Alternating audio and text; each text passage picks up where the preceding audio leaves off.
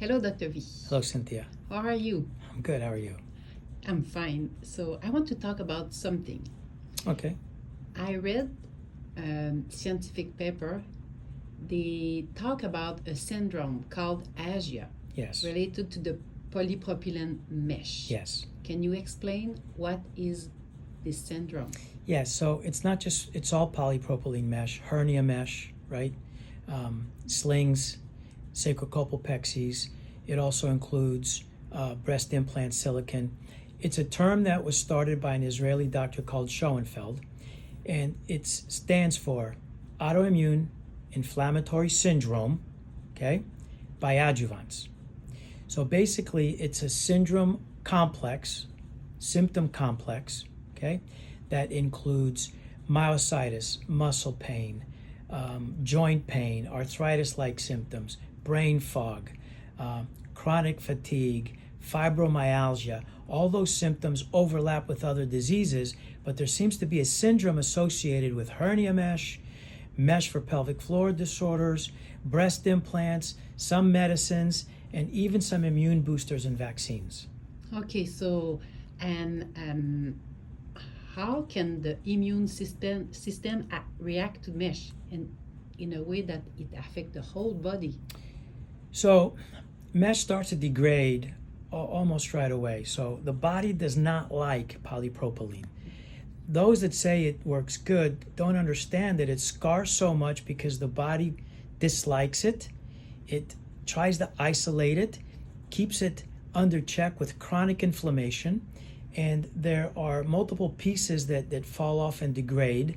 These meshes are not stabilized for heat.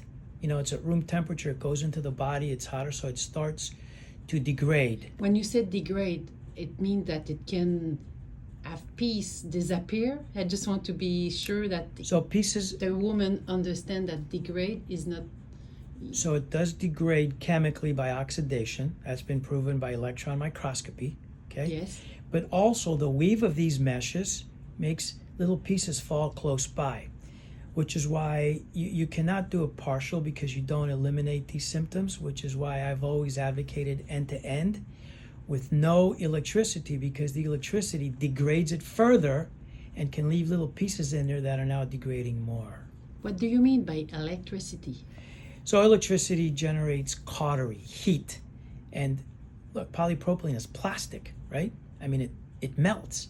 And when you expose it to human body temperature, which is 98, 99, or if you have a fever, the chemicals are not stabilized at higher temperatures. There's no stabilization, there's no protection for heat in this mesh. So I'm talking about heat, not just the body temperature, but also the removal with robotic surgery or laparoscopic surgery. So that's why I don't use any electricity, any cautery, any heat, because it melts it. And even though you're taking it out, little pieces can stay behind, and it further degrades that piece. Good, thank you. So do you think that every woman who had a mesh, or even a man with a hernia mesh, will have symptoms? So that's under a lot of research right now. So what we do know is HLA is a type of genetic marker. So HLA-DRB1 and HLA-PTPN22 are known to have, in these patients, to have predispositions to silicon, to hernia mesh, even if you're a woman, right?